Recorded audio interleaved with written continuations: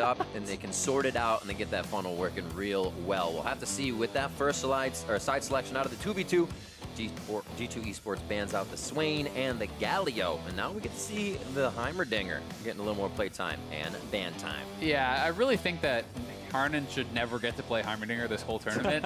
It's not something that is played very much in NA at all, and it is so damn good in the hands of an experienced Heimerdinger player, and Hjärnan was that Heimer one trick in the past and has been really excellent on the champion. It works so well at enabling the funnel. So to me, you should never let G2 have Kai'Sa. You should never let G2 have Heimerdinger, because those are the two things that really, I think, enable their funnel more than any other champions. For sure. And I love that we're seeing a lot of respect as well from the EU side with regards to Rakan. It is a very popular support here in North America, and you guys have been playing a lot of the Xayah Rakan bot lane, having that early strong playmaking duo as well. And in the hands of Cody and Aphromoo, that is something G2 is saying we want to give that respect towards. We don't want to give them that duo. And even the Xayah Rakan funnel is something that 100 Thieves have really been liking, kind of moving that to mid lane, and that is an insta-lock Aatrox. And we have actually had a lot of blue side bans towards that Aatrox as well. Teams being unsure, but boom, Wunder selects that for the team.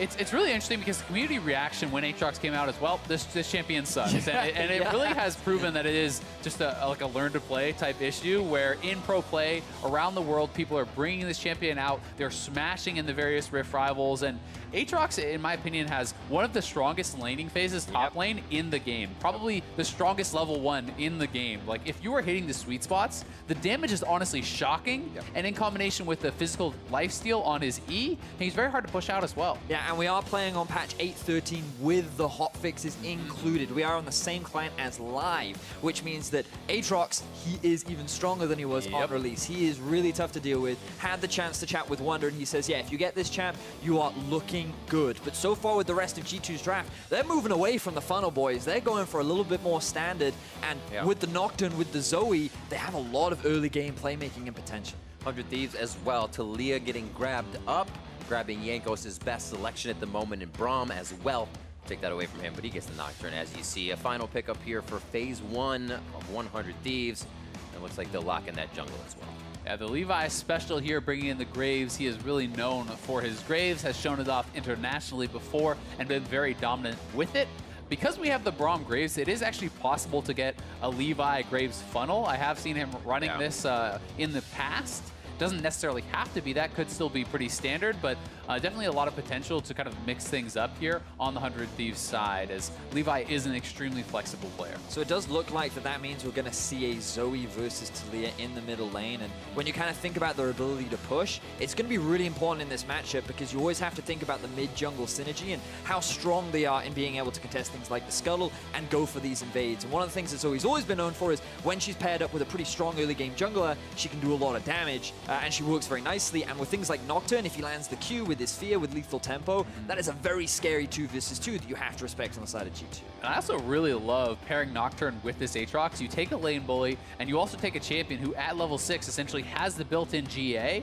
Aatrox can start a dive, and Nocturne can so easily follow up on that. So it's going to be a ton of pressure on Brandini already. You know, this is an academy player moving up, playing against the best team in Europe right now. So already so much pressure on this guy's shoulders, and Jankos and Wunder are drafting to put a tremendous amount of pressure on him. If Brandini gets smashed, the game can be ended through top. For sure. Just looking at these first 3 for G2 eSports is kind of a terrifying fight. Once that goes dark, you have bubbles flying. As you said, Aatrox coming in, so there'll be almost no ability to protect who is getting hit. It's funnel for 100 Thieves, and now it's just finding out. The Alistar. It's probably a funneled Graves, I think. You would imagine, and the Taliyah going down bot. And we could see Taliyah bot.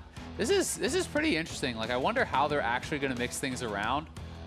You know, Taliyah plus Alistar could be the bot. Alistar and Braum both work pretty well as a funnel with the marksman. You're assuming it's going to be Braum in combination with the Graves. The skirmishing there could be pretty powerful. But the other question for me is then, what is Cody playing here, right? Like, because traditionally, 400 Thieves, when they funnel, Cody is put on the marksman in the mid lane, but you have Levi here as well. Levi obviously is an absolute solo queue monster, rank 1. He has played mid, he's played all these different things. So maybe it's Levi playing Taliyah bot and Cody playing Graves mid. It's really hard to know. And we're getting the Pyke from G2. North America, you guys haven't seen this boy yet. We've seen it in solo. But in Europe, we love it. It is this is the one thing I'll thank you guys for bringing over. It is so, we love to roam with it. We love to move around the map. And this is something that 100 Thieves are going to have to pay close attention to, because Hjärnan, we talked about it. On AD carries, he didn't have the best split last split. He was kind of rated pretty low relative to many other talent that we have.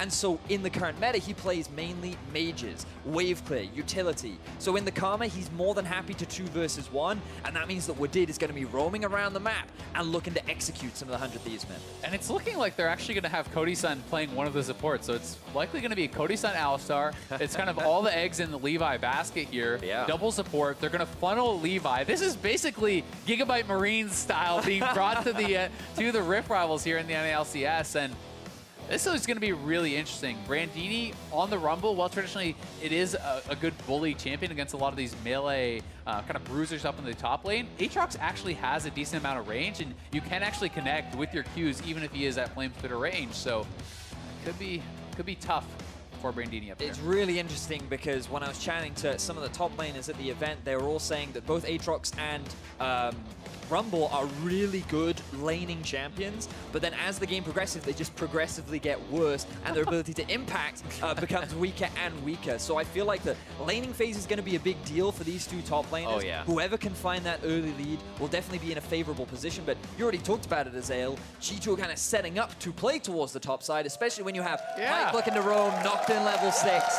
A lot of pressure is going to be on as Levi. a jungler, the other doesn't, right? So it's like, well, great, you both have lane bullies, but Brandini has to just kind of sit back and take it because he doesn't have that backup. He doesn't have that defense. And both top laners also going Comet here. So I have been seeing, you know, originally I saw a lot of people playing Conqueror and Aatrox, but I feel like most people have settled on either Grasp or Comet. Yeah. Those are kind of the two that are most popular. Comet works similarly on Aatrox as it does on Camille. Like, that's a pretty good one-to-one comparison when you look at the tactical sweep versus, you know, kind of smash there. Whoa! Oh, there's no follow-up. Angry. Yeah, not a lot of long range to connect with the Winter's Bite, but they'll still get in. Flash down for Aphromoo. Aphro asserting his dominance in the enemy jungle. Look, is that asserting dominance? Spam and laugh in the enemy jungle, saying, no, this belongs to us now. And G2 just going to copy on the other side of the rift, drop a couple wards, see where 100 Thieves is starting. But I think it's really important for Levi, knowing where Jankos is kicking off his jungle route. It gives you a bit of an idea if he's looking for potentially early ganks, if he wants to try and invade. And obviously, Levi, he wants to get as many resources as possible. So stealing an enemy red while getting his own as well is exactly the kind of situation that he wants for himself. Ugh. Today definitely needed a bit more cowbell, and we are off and running here on the rift between G2 and 100 Thieves. As we saw those sweepers being used early, so everybody could get their fingers in a bit of a different pie to start here. Red buff going down to the bottom side of 100 Thieves, and we may just see a different path here from Jankos to go top with some help. Now it is worth mentioning that G2, ooh, we have a bit of a skirmish early on here down the bot lane. They're just going to each walk off. Nobody's going to be too upset about that one. G2 in Europe, they've pretty much played only funnel comp. There have been a couple of exceptions, but they are very familiar with this strategy, which means they're familiar with how to shut it down too. Something that you really need to keep an eye on is vision around the map, because they love having information as to where the enemy funnel is at all times, so that Jankos can look to punish on the opposite side of the map. And for 100 Thieves, they have to try and make sure that they don't fall behind in the early game, because G2, they love these early leads and they know how to snowball with them. Yeah, and I mean, we saw already earlier today, Aquafox really being punished with the funnel. Uni playing pretty disrespectfully, nonstop pushing the lane, making it easy to get ganked. But when you pick a champion like Rumble, you're kind of opting into pushing. He doesn't really want to be under his turret the whole time, and it does make it a little bit more difficult, because there's always, you can't shove blindly or you get ganked, but at the same time, if you let the wave always crash to you, the wave will reset and it will push naturally to your opponent, which is going to expose you to the ganks or even a wave being built up and you being dove. So Brandini really is going to have to navigate this very, very well, because he knows Nocturne can be up here. He's very unlikely to get any help, and this is a really strong diving duo. Just in and out, they can make it through, and Brandini will have to teleport back to lane quick. It doesn't look like he's going to get too much help, as you were saying, with the focus bottom and the focus funnel to Levi at this point. Just pushing up slowly. Jankos waits, but it doesn't look like they'll try to get any engage onto this one just yet. Yeah, because one of the big changes for Aatrox with the rework was that you no longer, bit of a trade down bot, but you no longer have the Bloodwell until you have the ultimate and you actually pop it. So that revive isn't really available early on into the game. So those potential dives not quite as threatening until he hits the level 6 mark. And Azael, you already talked about it, Jankos is going to primarily look to get that level 6 with the Nocturne, power farm through the jungle, and just try and get those levels up as fast as possible. And nice umbral chains there from Wunder. Really what you're trying to do is you're trying to hit that chain in the position where your opponent has to run back, and then they can get reset into your Q sweet spot. And what Brandini needs to do is actually run to the side. If you try to run straight out the back, you will get pulled back into the middle. And it's one of those champions that if someone is inexperienced on it, it's terrible. But likewise, if your opponent does not understand what is really going on and you do, you really can dominate lane. So this is going to be a bit of a test for Brandini. How much has he really studied this champion? How well does he understand the limits of the Aatrox? Because if you don't get what the champion is doing, it's very hard to play against it. Slow rotation up from Wadid as the lane gets pushed in. We know on that Pyke he would be heading around the map, not something we see in North America, so it'll be interesting to see if 100 Thieves can react accordingly once they find him scurrying about. And I love that you mentioned that, Riv, because something that the European squads love to do is abandon their quote-unquote bot lane carry, which he might need to be careful of because there's a lot of all-in potential here in the bot lane. The combo into the flip. Few hits, Hjärnan not looking good. Flashes out, but the stun is there. The follow-up damage is not, though. Flash forward, and yes! They will be able to get the final hit. That was coming in from Cody's son in the Ignite. I mean, you called it out, Vedius. The all-in is so good from Alistar plus the Taliyah because the Alistar combo sets you up perfectly for the seismic shove. When you land that full combo, it's so devastating. You know, even just with the base damages, these guys haven't even shopped yet, and Hjärnan gets popped, that's both thumbs down. And it's such a good punish from 100 Thieves, exactly what you want to be doing against these roaming supports. Typically, Karma's considered pretty safe, she can farm from pretty far back, but Hjärnan doesn't respect the all-in from Cody's son and ends up getting punished as a result. And we're really going to have to track how does Cody's son do, not only in the early stages, but as the game progresses, right? It's such a different style of play here to go from being this carry player where 100 Thieves always pouring all your resources into you to being the Alistar. And there it is, headbutt pulverized into the flip. Yeah, and they spotted Wadid on the roam because they had that ward in the tri-bush. And as Wadid roamed up to mid lane, maybe looking for an opportunity, 100 Thieves were more than ready to get the punish. And it's just something we've been seeing a lot recently. When Taliyah goes down to the bot lane, often we've seen her with like a Shen. You actually have so much damage and so much kill pressure. And we just saw an example of it just now. I'm also going to be really interested to see how this Graves is actually going to function as the kind of the guy who is receiving all this gold in the funnel, because traditionally it is more kind of like hyper-scaling champions, and Graves is more of an early game brawler. Like, this is pretty different. The shots, flashing the end of the line. PerkZ correctly choosing the way out of that one, but great aggression as the funnel continues to move into mid lane. Now Jankos is level 5. PerkZ just, he kind of positioned pretty poorly in the lane right there, right next to the wall, which 100 Thieves did have vision of, allowing them to force the flash out from PerkZ. And so far in this early game, things are going quite nicely for the 100 Thieves. They have a decent early game gold advantage thanks to the kill that they've been able to get and all the farm that they've successfully farmed into Levi. You look at the farm that PerkZ has actually gotten, you kind of have to compare it to Wunder. Like, he's actually pretty far behind, and this is not the kind of situation that PerkZ wants to be in. Actually pretty surprised that PerkZ didn't stop that recall. That was such a lazy recall from Levi in the middle of the lane, and even just interrupting that, like, Levi committed his ultimate to clear out that wave so he could get a better recall off, and it is a small thing, but either way, he is going to have a full warrior completion, so very, very strong at this point in the game. I will say I'm a bit surprised to see he went Chilling Smite instead of Challenging. Generally, people are much more on the challenging smite train when you're funneling so much gold into it. It is more of a damaging option, but this gives you a bit more utility, a bit more chase down, with a bit more kind of kiting. So we'll see how well he's going to be able to utilize it. Right, we have to note now, Jankos has hit level 6, Wunder level 7. We're going to see a top lane dive. It should be expected to be sooner. Wunder might just kill Brandini. Brandini very low. Third Darkened Blade hits. The crowd control isn't enough, but Wunder holds the world ender as the rest of the team is focusing on the bottom side of the map. There you go. So he needed to ult the wave and space, and that is the right call there from Brandini. Waits till the next wave comes in. Jankos is looking bot, though, for a play here. Right onto Hjärnan, but they're going to go slightly past, and it is quickly going to take down Ryu.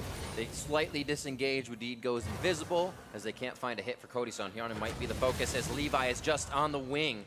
It does not look like they have the aggression to go into the turret. So G2 are able to answer. They invest the resources bot instead of top. They feel like Wunder is already comfortably winning in the top side of the map, and rather than snowball it, they want to try and mitigate some of the pressure that's happening down towards the bot side. But good to see Jankos getting a successful ult off and resulting in a kill for G2. Yeah, Wunder is even just proxying at this point. He cut the wave so it would group on his turret. PerkZ is roaming up there looking for the dive. I would not be happy if I was Brandini right now. Bad situation. Wunder with the ultimate can put on World Ender. They don't even need it as PerkZ draws aggro. Ryu will be there to deter an extra fight, but he might have just another kill. Put himself in the ground. Another one coming in for Wunder. The double kill, and ult is still, oh no, I'm sorry, ult is down. And G2 are just raking in these early game kills. Another contender is coming to fight Wunder. Yeah, Ryu just kind of wandered in and killed himself there. Aphromoo is up next, but they should be able to get this shutdown. They want to donate it onto Levi, so...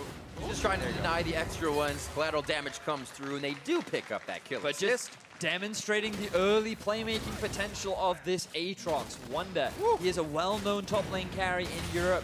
G2 like to set him up to be one of those big carries, and finding these kills, having PerkZ roam up towards the top side is a great way for G2 to get more back in this early game. Yeah, so Brandini had not actually gone back to base. The proxy was set up, the wave stacks, they set up the dive very nicely here. This is all fine though, 400 Thieves, not much way for Brandini to get out, but Ryu walks in, bold as you like, just walks into melee range of Wunder. That is just really poor play from Ryu.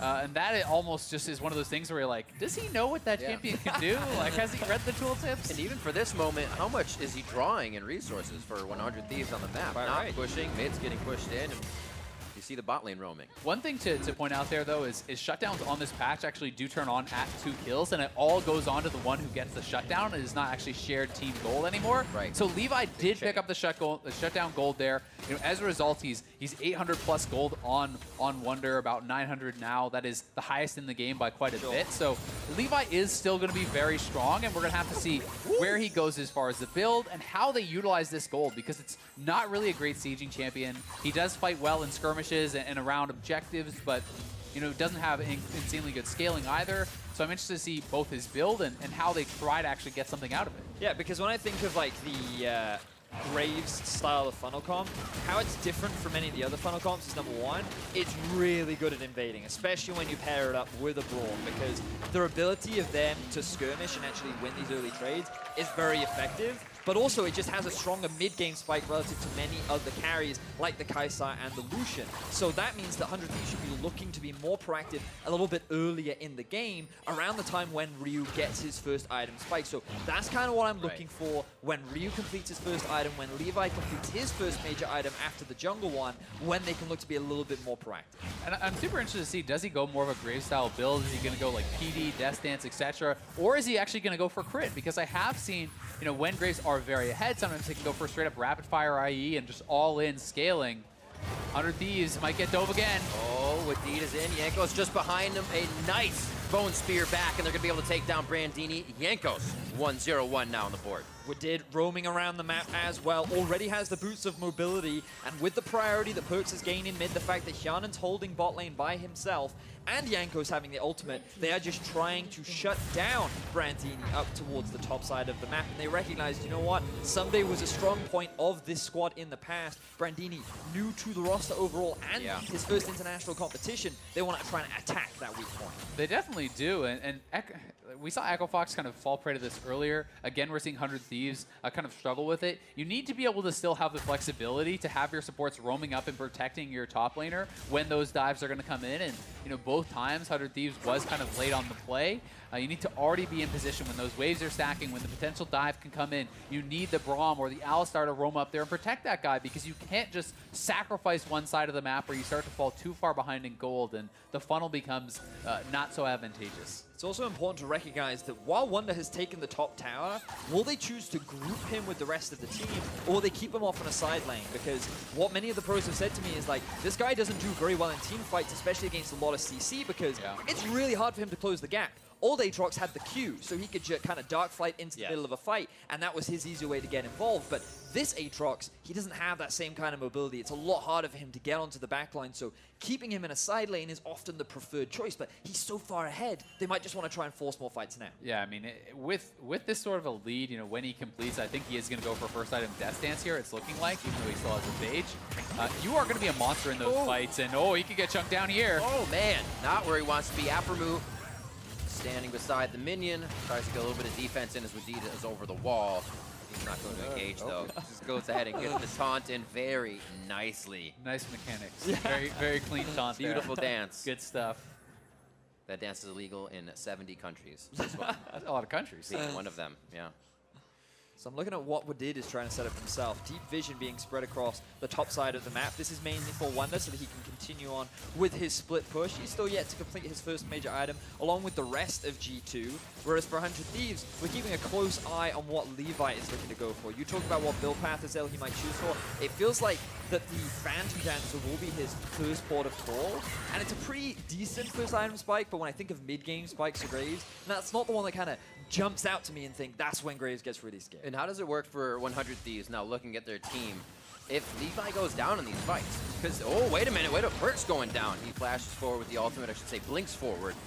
But we see them now hitting up brandini over and over again. This Rumble going down or even left up in a fight won't provide as much damage. So what happens when they do take out Levi right away coming this mid-game? I mean, the comp falls apart. That's the problem with almost every funnel is when all your gold is focused on one person, the composition falls very quickly apart if they go down right at the start. That being said, Rumble plus Taliyah is still a very high amount of damage, and there's a pretty good AoE involved in that as well, but they are lining up these dives very, very well onto brandini, using the searing chains from the Aatrox right into the paranoia coming out from the Nocturne. So, it's good execution on these dives. Both the turrets are already knocked down top, and G2 is building up a big enough gold lead that even if you have to go to a team fight where the Graves is showing up, the gold stops mattering as much when you're up 4, 5, 6K. You can just take that mid-game team fight, and usually if funnel loses that team fight, the game ends. Yeah, so I'm looking now.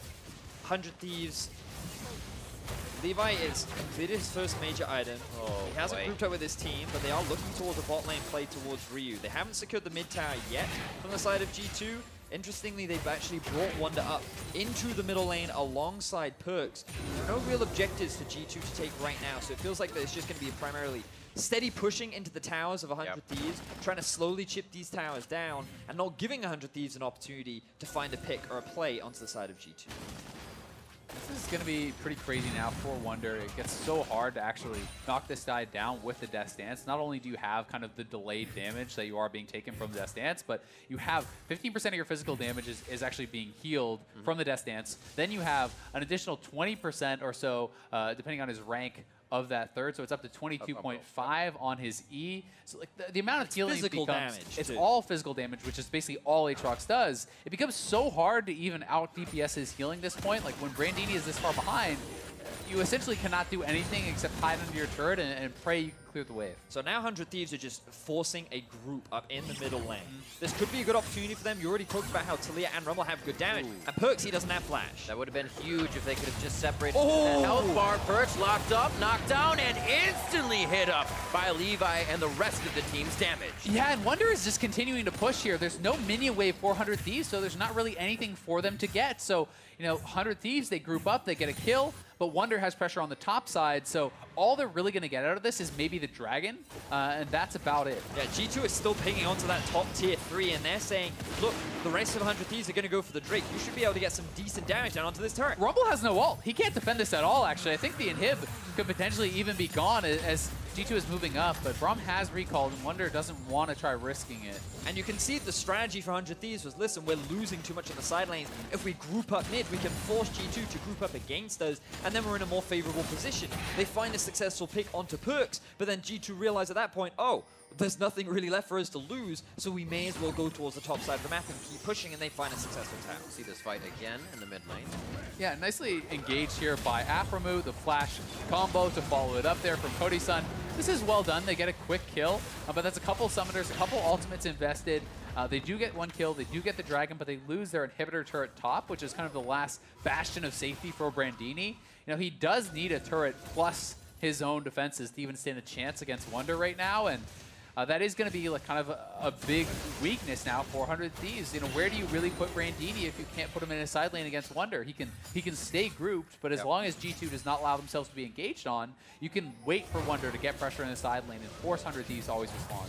I think they're switching it up a little bit already. All that top vision maybe pushed down towards the bot side of the map as we see G2's focus swaying sides slightly here, getting flanked in by Aphromoo and the team saying, nope, we're going to save this turret. G2 Perk still pushing on the bot side, though, as they still are trying to spread 100 Thieves thin. 100 Thieves not able to find one of these crowd control fights yet. It's only one member and G2 are able to back off. The other big thing that 100 Thieves have to be really careful of is the pick potential from G2.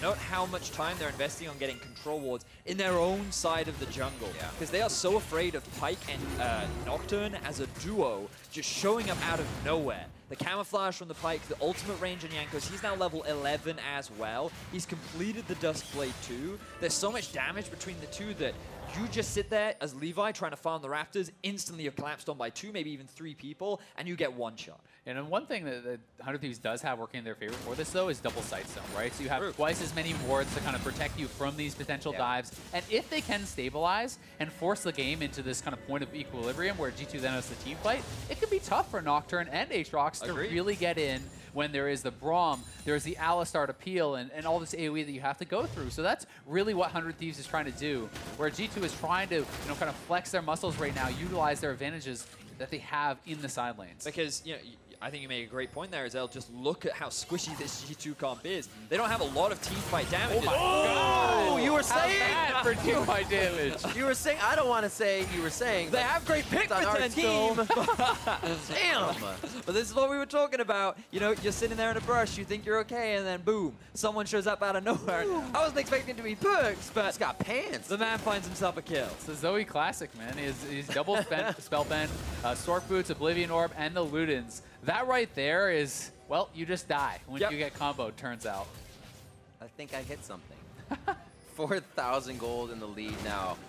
The side lane's being pushed as 100 Thieves still focusing mid. They're getting the Zoe and Aatrox on either side so they can get pincered in here. But Levi and Aphromoo feel like they are controlling the mid lane. Cody's son gets caught out on the left. They can pick off one, him through his ult. The rest, leaving it out for PerkZ, but they say no, go ahead and take it. In from the side comes Wunder, and he just knocks up and locks up 100 Thieves, keeps themselves alive with the World Ender on, and Levi or Ryu cannot retaliate. Yeah, Hjärnan almost went down there as well, but there is that mid-game power of Aatrox. 2 items completed, he goes in. Ooh, the ult, maybe enough for Hjärnan? Tries to throw down the red carpet, but no one. Going to be welcome to that fight. Everybody backs out as Hjärnan throws down his Zanyas. 100 Thieves hold the turret, but they are losing members in each one of these engages. It's just multiple picks coming out from G2. The mobility, the fact they have pressure on the side waves. And you think that Cody's son, being on the Alistar with his ulti, he'd be fine to just clear vision throughout his own half of the jungle, but Zoe was able to collapse down from the top side of the map. Jankos, he uses his spear to just keep him locked down, and then the rest of 100 Thieves are trying to come in to save them, but then Wunder comes in from the other flank. Yeah, and I mean, the level advantages here are really big. That is a level 13 Nocturne onto a level 9 Alistar. Hjärnan level 14, or sorry, Wunder is level 14 there as well. Like, all of G2 is very heavily over-leveled compared to 100 Thieves roster. There's a couple levels up in most regards. Yes, Levi does still have an advantage, but Wunder is the same level as your funneled grades, right? Like, it's looking pretty grim for 100 Thieves, and they're going to have to try to minimize loss as much as possible. But G2 is doing such a smart job of spreading the map. Again, their solo laners go out to the side lanes. They will push. No one can really answer them 1v1 right now, so you send a couple people up there, and then the rest of G2 can collapse back to the mid lane and attack whoever was left. And it becomes crazy how much that we see that 2v2 taking side selection, getting that first pick Aatrox since it wasn't banned, has meant to G2. Having that, focusing him in the top side, and really being able to get out to brandini. Now, they tried a little bit of retaliation here onto PerkZ. One successful takedown as they're now chasing G2 down into the river. They throw down the paranoia so they can shut down the vision. And that's going to be brandini on the other side going down for the retribution kill. So it ends up being a 1-for-1 overall. PerkZ being a little cocky there, walking through an area of the map that he did not have vision of, and 100 Thieves successfully punish him as they were setting up vision around the Baron buff. And that's the key here, because they now have 4 members on the top side of the river, and they might look to force it as Wunder is sitting in bot lane. I think they have to. If you're not responding immediately to the Aatrox, your only option is start the Baron. 100 Thieves know that Levi... He's coming. Okay. Levi's really strong here. He's got to have a successful fight for 100 Thieves to have a chance. Here are those Darkened Blades. Stuffs to get himself out with the ultimate on as well. He thought he was going to take a whole lot of front-end damage there. Yeah, and I completely agree with you, Azael. It was the best situation or decision for 100 Thieves to make in that situation, because ideally you just want to get the TP out from Wunder, force him to join in. You don't have to hard commit to the Baron, but as long as you can stop Wunder pressuring that bot tower, you are a happy chappy. And given that G2 only had 3 members alive, I think it was the best decision you could make. And there is a small window here now where 100 Thieves could look for a fight. There's no Nocturne ult, there's no Aatrox ult, there's no Aatrox TP. If you can get grouped up and force a fight now, that is your biggest window. But we'll see if they're able to actually force anything. Might be the keep it alive mentality on this mid lane turret. Cody's son setting up on the right side.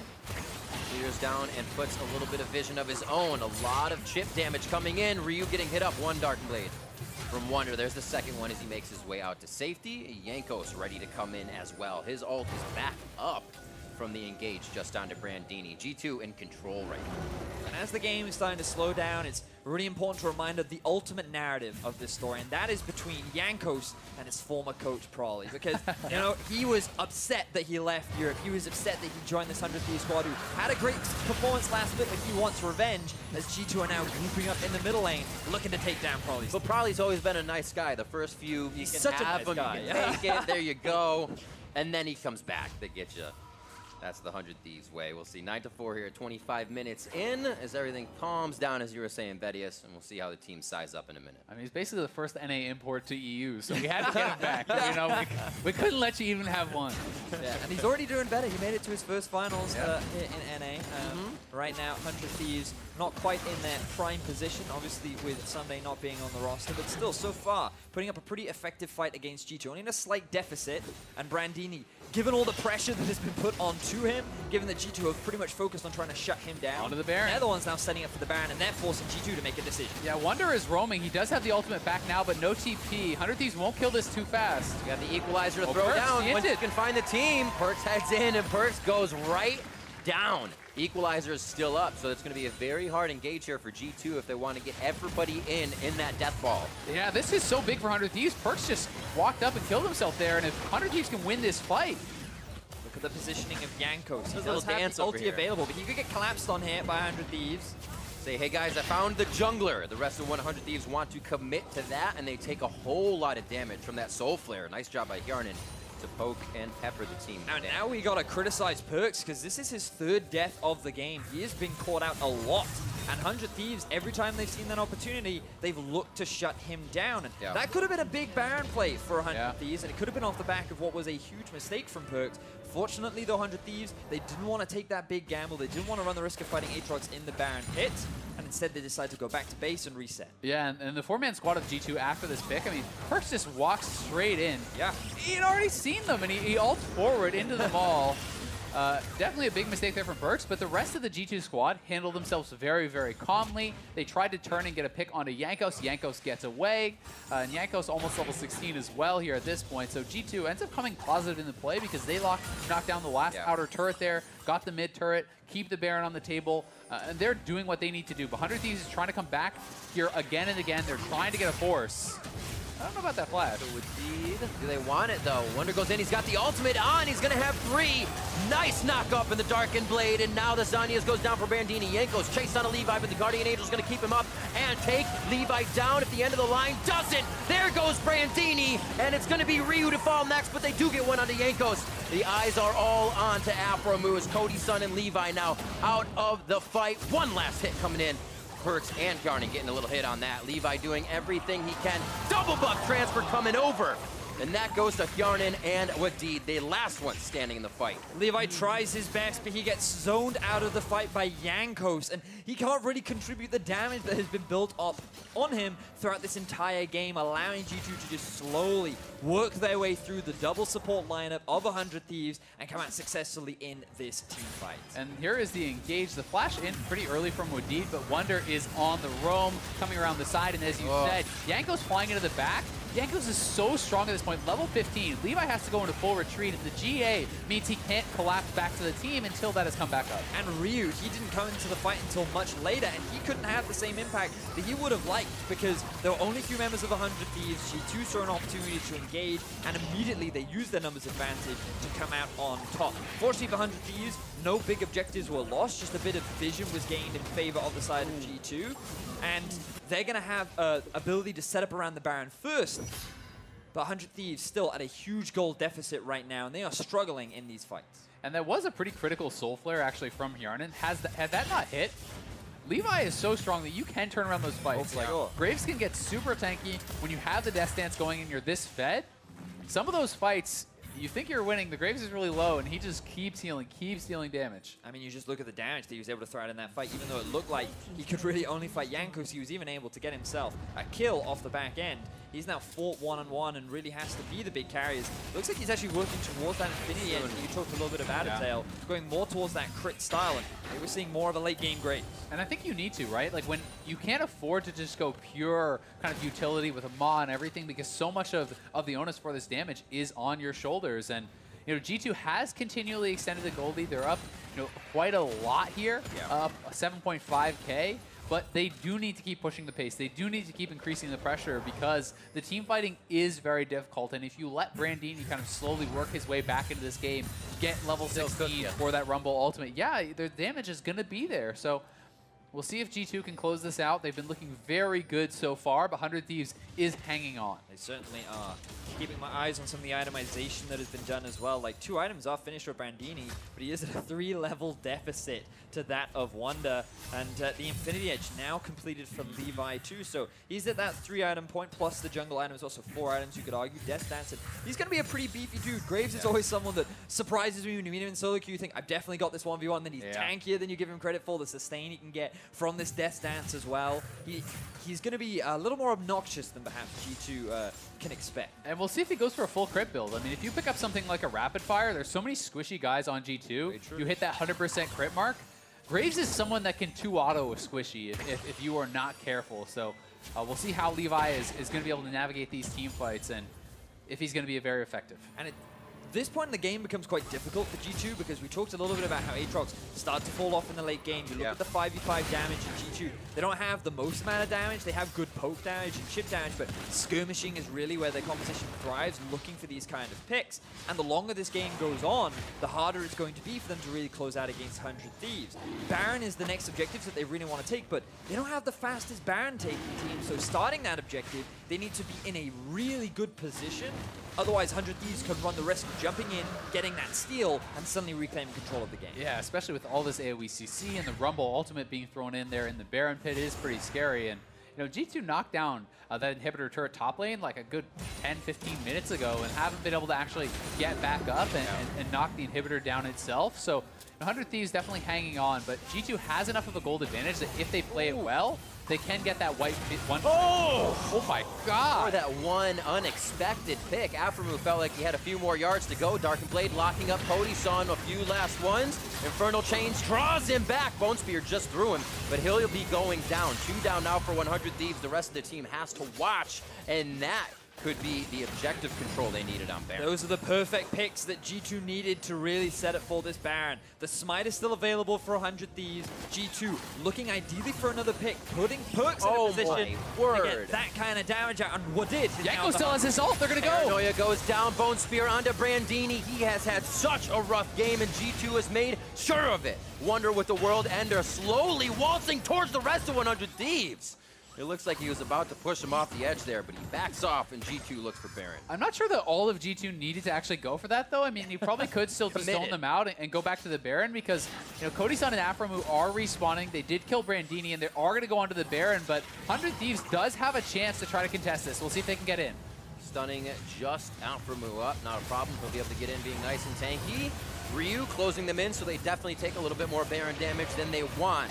But I don't know if there's any follow-up after that. A good bottom wave pushing out. 100 Thieves has time to play with teleports and 10 seconds left on brandini. Yeah, so, ooh, now 100 Thieves. Nice catch onto Wadid. This would be a huge pick. He started off a lot of fights. They're going to go on to Baron now. Ground. Yeah, if they can actually find Wunder, this would be huge. The ward goes down. They don't get him. A bit more forward vision will give them the time to possibly take this Baron. If they lose it, I think it's just theirs. I mean, Wunder doesn't have the health. He has to go back to base and TP back. 100 Thieves will get this. They'll have the Baron recall.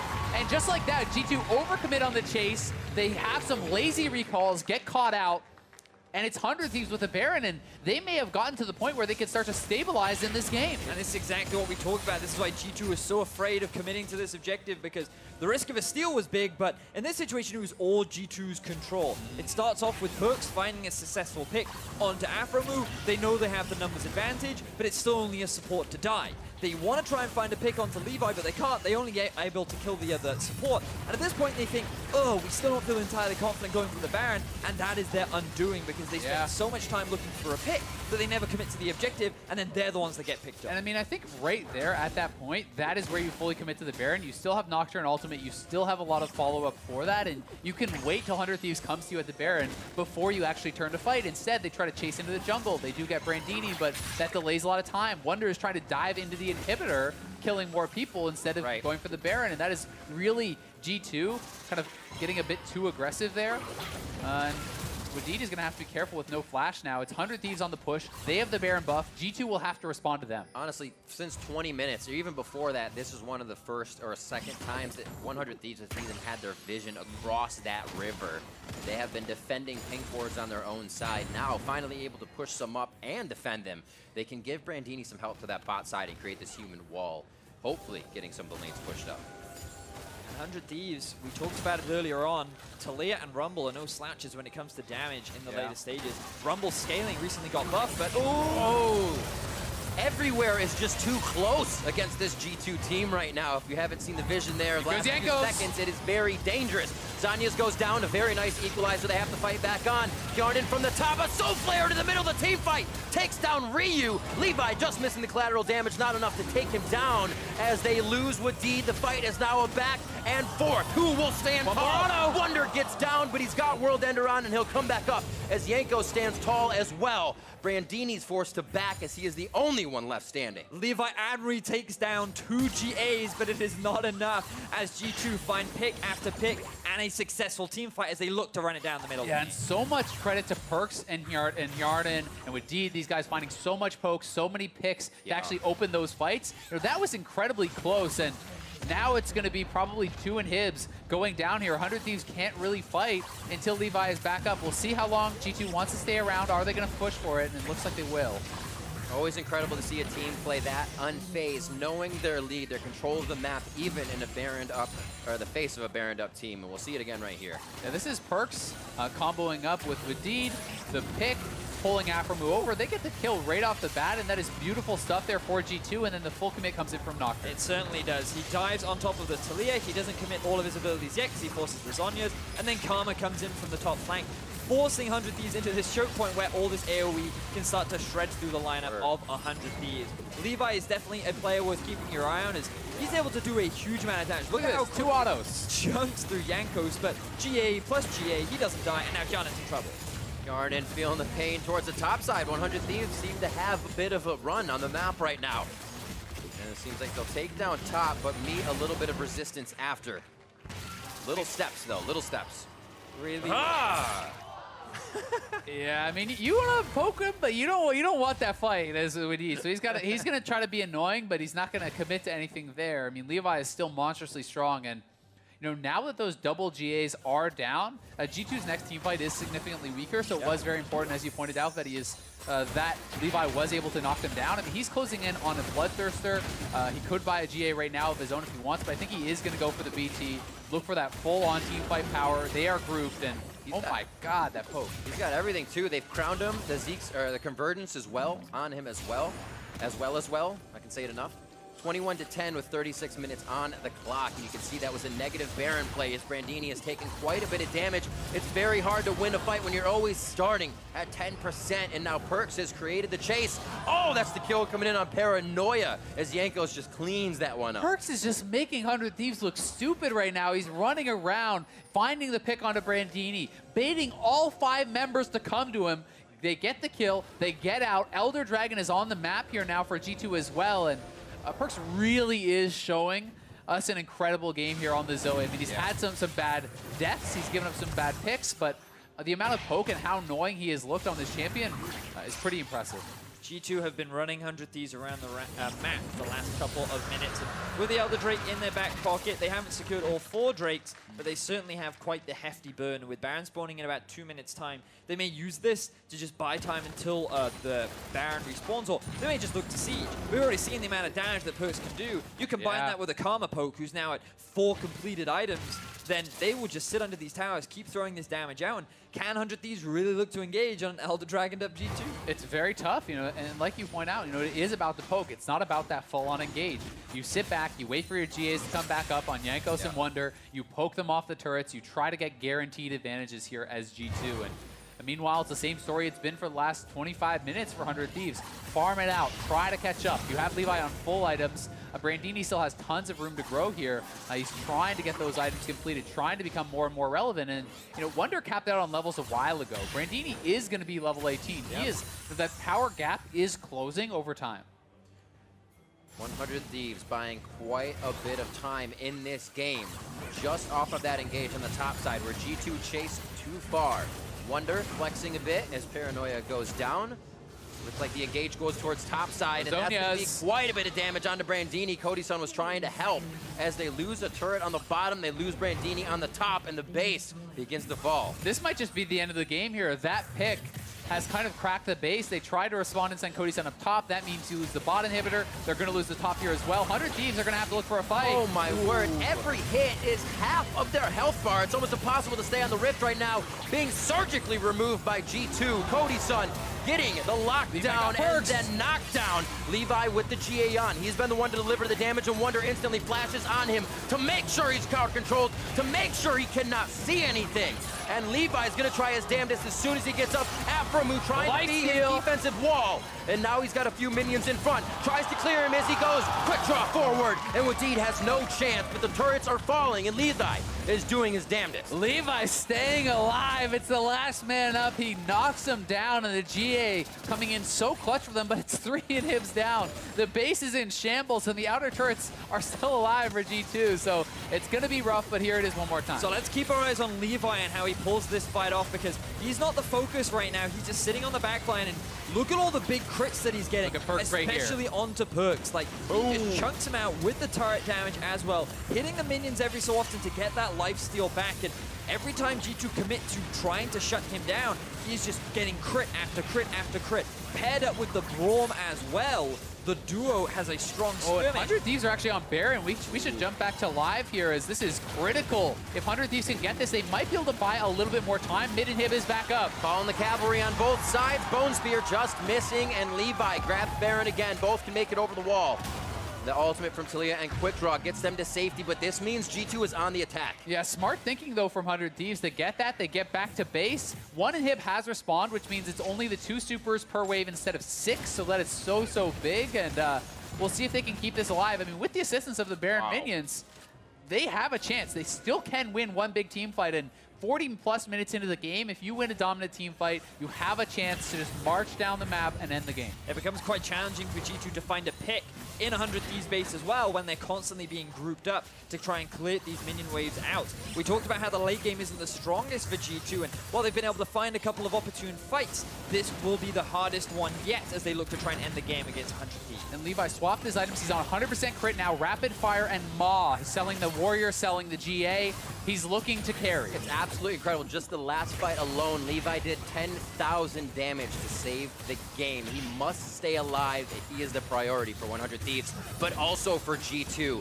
They have that same goal. 41.5 minutes in, 26-14 as 100 Thieves backs against the wall. Continuing to get Baron. A hit coming in, no, from Cody-san. He gets Bone Speared forward and not finish that. G2 is just peppering the health bars of 100 Thieves right now, waiting for the engage. Ooh, good damage. But Wunder, he's forced to back away. I believe his GA is up and available. Jankos should be as well.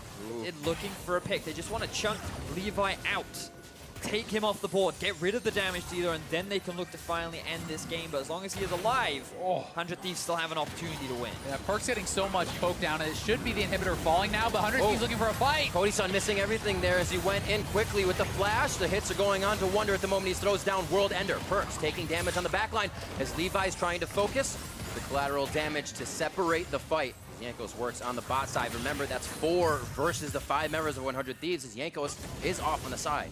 Yeah, Jankos still has that ultimate available. Wunder does not, and is super minions crashing in from all sides. The Baron buff only doing so much here. Yeah. 400 Thieves, they are really getting penned in.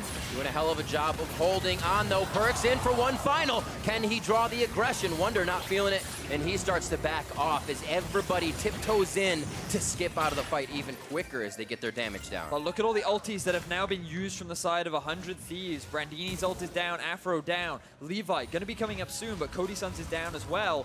Fortunately for them, it was enough to force G2 back to base. So for the time being, 100 Thieves have been able to hold the line, and then Nexus stays alive as G2 is forced to run with their tail between them. Yeah, the inhibitors are going to start coming up, so 100 Thieves will hold on for now. It gets very worrying, though, as the second Elder comes up. We very rarely see it in competitive, but if you get a second Elder, it is so much more powerful than the first and really would give G2 perhaps the power they need to close out the game. But Brandini is almost full build now. This guy was insanely behind. He's level 18. He's on his death cap. He already has, another large rod here for the Spellbinder's Orb. And like, the Rumble is a real threat now. Everyone on 100 Thieves is maxing out, so 6K gold ahead or not, it doesn't matter. Yeah, and we already talked about how the later this game goes, it's going to be harder for G2. Their scaling isn't the best. They have to rely on PerkZ, finding this poke, finding these ability to chunk members of 100 Thieves out of the fight before they can then look to go for an all-in. And with the Elder Dragon spawning in 130,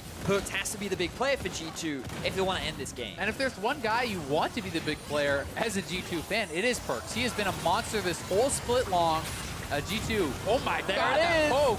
It's part of that star power play, being able to control that intensity and actually make it into something and produce results. Wadid goes in, but the Wunder from the side, they take down Aphromoo. Looking for a final fight. G2 pulls the trigger, and Levi goes down. Brandini doing what he can now with the flame spit around, but the Zanyas comes out quick to deny his damage, and he goes down. Cody's son, he is praying for this one go in their favor, and Ryu's going to be the last one to help that cause. He goes down, the double kill for PerkZ, and G2 will look for the Nexus. Really good pick from PerkZ. He was the player we were watching. And off the back of that, G2 take down 100 Thieves. 44 minutes in, 31-14. G2 find victory over 100 Thieves. Yeah, it was a long one and a hard-fought battle there. G2 had such a strong early advantage, but really did struggle to close. But that final fight, Levi gets caught by the steering chains, pulled back in, did not actually flash out of that, and gets pulled in,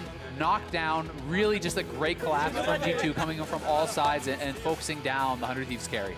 And as a European fan, you start to get concerned when you look at how G2 played, because they found the early leads like they have done so many times in Europe, but 100 Thieves made it very difficult for them to close things out. With the composition that G2 had, it wasn't as easy just grouping up and fighting like they did with the funnel comps. They had to find these fixed. They had to find targets being caught out of position, and 100 Thieves, while they did make it difficult, they were still getting caught out. They were still getting picked, but they were still finding the big objectives. They were still able to get, I believe, 2 Barons that game, and it was just so back and forth. 100 Thieves were in a position to be able to win, but at the very end, that crucial pick that PerkZ found helped them secure the victory. Yeah, PerkZ definitely with a very strong game overall, and some of our questions now being answered here about what 100 Thieves will look like with this new roster, with this different lineup, and it's Levi things, right? This is what you are expecting when you see Levi at an international event. The team is kind of putting their faith in him to carry, and this is the first professional Graves funnel I have seen, and really,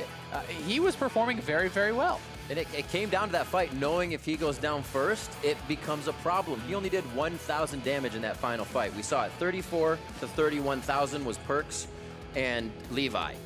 PerkZ did 8,000 damage in that endgame fight because he stayed alive. That's one paddle star. One paddle star. One paddle star. Maybe an auto attack. Go to sleep. All right, to get their thoughts on that victory, Azael is standing by with G2's aspect of the Twilight. Thanks, guys. PerkZ, congratulations on picking up another win. Now, you also picked up the 2v2 win, so how confident were you coming into this match? Well, I'm overall pretty confident in this tournament. So we didn't even actually know that we were going to play 2v2 match. Like, I had no idea. And then today in the morning we got told, so who wants to play 2v2 match? And then we said, just sign me up in Wunder. And then we were like just theory crafting. We didn't like, we had practicing like 2v2, we like to try hard. So we were like, theoretically, what can be good? And we were like, oh, Anivia Poppy, you can into stun. And we were like, oh, okay, yeah, that sounds great. Let's do that. And then the Levi even didn't take flash, so it really sucked for them. But about the game itself, I'm kind of like disappointed with our performance. I think the game was like too dirty from us. It was like not clean at all. So it took us way too long to close the game, and I'm hoping we can show better performance in the next couple of games. Were you worried at any point that Levi coming out with some of those crazy plays that 100 Thieves would come back? I mean, Levi was like really smurfing, like Levi, mwah, but we won in the end, so yeah. I mean, I didn't even actually think we could lose. Everyone else besides Levi was kind of like running it down. So Levi was smurfing, but everyone else was like sabotaging him, so yeah, I knew he was won. Well, impart some of your knowledge onto us, because right now NA is down. What's NA doing wrong against all these EU teams? I think the EU teams like just are creative right now. In this meta, when there's like no AD carries and no like one way of playing the game. So the EU players' creativity and I guess just mechanics like come out on top, besides the splice game. But we don't talk about that. So and yeah, I think that's the biggest reason right now. Well, PerkZ, thank you. And to break down that game, let's hear from the desk. Thank you very much, Avli. G2 picking up the victory over 100 Thieves and moving the EU LCS to 2-1 in our Rift Rivals scoreline. Perfect game. Deficio, I was promised funnel comps out of G2. I was told this squad, this team, was the EU funnel comp. They do it the best, and they're the most practiced of any team out there. And then they gave me this. Well, they came into this pick and ban phase saying we will do a funnel strat. Then they saw the bans from 100 Thieves in the first phase and realized, hang on, we actually have a chance of picking Aatrox first, which was very good. There's going to be a Nocturne, there was a Zoe available. Like, if all the OP champions are there, then you don't have to pick a funnel comp. Ah. I mean, that's a smart pick a man. Very much so. Big brain. On the flip side, we have Brandini and Levi coming in. Of course, we saw them in the 2v2 matchup for side selection. They lost there. Poured ourselves into the game itself. We got a funnel strap built around Levi on that Graves. He got a little bit of props from PerkZ there in the interview, but ultimately the win didn't come through. What happened? Well, I think this was a case of they kind of bent over backwards for Levi. It's like, yes, he did play very well, but like Cody on Aphro is the... on Alistar. Alistar. I mean, it's one of the same. Afro's champion. Afro's Alistar. That's what I'm saying. It's so ingrained in my mind. And then you have the Rumble, because you gave up the Aatrox first pick. It's like, they kind of... that Rumble, what was that? I don't know. Not the play. Both of them, I don't know what they were. But it's just a case where it's like, yes, Levi will look the best. He obviously played very well, but he was also in a situation where, like, you're going to look good, and the rest of the team came up short around him.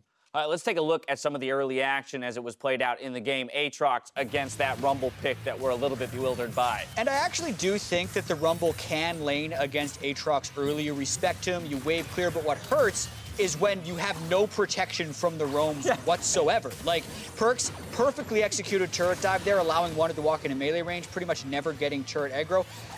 And they kind of continue to do whatever they want. Ryu was baiting maybe, but then he gives the double kill over to Wunder. Ryu was not having a great game. Overall, Wunder's Aatrox was very good. He landed some really sick combos, also in team fights, which is very hard. We actually managed to get knockups in there and sat in the middle of the fight, which was nice. Brandini, though, like, I don't even want to flame the player. I think if he ever had any question in his mind of who are they trying to show on stage, is it Levi or him? Yeah. It's definitely Levi. Brandini gets, you know, a squishy champion without any jungler to help him against an Aatrox and a Nocturne. Like, I mean, you are going to die. Right, you were not setting him up for success. No, you're literally saying you will die. You could put Faker on Rumble up there. He's still going to die a lot. There it is. Probably not as much. 9 times. But many times. Let's take a look, though, at how this game extended, because based on that early replay and the way we talk about these power picks for G2, they should have won easily. Exactly. I felt like this game, as PerkZ said in the interview, he never really thought they could lose, but stuff like this kind of kept happening. So PerkZ gets picked off. When they have a lot of wave pressure, it pulls them back from that. PerkZ, again, looking for a big play. Not sure if this is the one. Yeah, they just managed to pick off PerkZ as he's wandering through. They also are able to pick off Wadid. PerkZ. I mean, no, there's so many pickoffs of PerkZ. You know, you'll see the other ones later. Yeah, there's a couple PerkZ. It's funny. I had requested 3, and they've given me like 5 because there were just so found many. more. They went in and they're like, hey, gold mine. The funny thing is, PerkZ died twice in the EU LCS so far, and 5 times this game. That's true. Across 6 games in the LCS, only 2 deaths. No 5 fun games, for PerkZ. 5 deaths in this one. Did you guys just see that with Wadid play? His entire team recalled or work hard to recalling, and he walks into the jungle to try and hook someone. He's got to get vision control. You gotta assert your dominance around that Setting up Baron for pick. Baron. I thought he was gonna ward or something. He's like, ah! That was really bad. They lost Baron. Toss. Yeah, I mean, 100 Thieves able to pick up a couple Barons throughout that game, which is really what extended it. And then we did see moments, some kind of beautiful moments where Levi was showcased as a mechanical god on that Graves, as well as just being farmed to all hell. But ultimately, the map pressure that G2 had meant they could wait it out for the final fight, and eventually 1 5v5 would end in their favor. I think this is the one. Brandini! You haven't seen this angle yet. Yeah, I haven't seen Yeah, the angle. that's just, that was like 15 minutes. That was the game-ending fight. You know. No, that Brandini wasn't. died. It was cool though, Mike. I gotta give him that. I've received word that it is coming, so we will see the final fight in just a bit. But as we wait for that, here it is. Yeah, and this was just them using all of their ultimates on Aphromoo. But once they're kind of already in full retreat mode, Wadid doesn't get him. Get out of there. Does. And That then combo. Levi's kind of caught in a bad position. Aatrox gets the knock-up as well, so they basically just blow him up. And since, as they mentioned, everyone kind of bent over backwards to allow Levi to have the 700 CS on the Graves, but at that point he'd been buying and reselling his items. He kind of stopped scaling, and G2 just got the pick. Yeah, and you get to that point where there's only 1 point of failure for the team, right? And so as soon as Levi goes down, it's a 1-team fight for G2. They're finally able to push through and pick up that victory. So 2-1 is where we sit. We've got 1 more game left to go today. But I want to get a sense of how you guys feel the region so far are representing themselves. Great. Super excited about it. Gotcha. Feigning Great. that confidence the whole time. I'm actually fairly concerned about NA because if we're projecting, right, this was the first even level matchup. They got kind of smashed. So now you're wondering how many teams can beat Splice, how many teams can beat G2, how many teams can beat Fnatic when we ultimately get to that relay race on Saturday. Right. The scoreboard's not lying.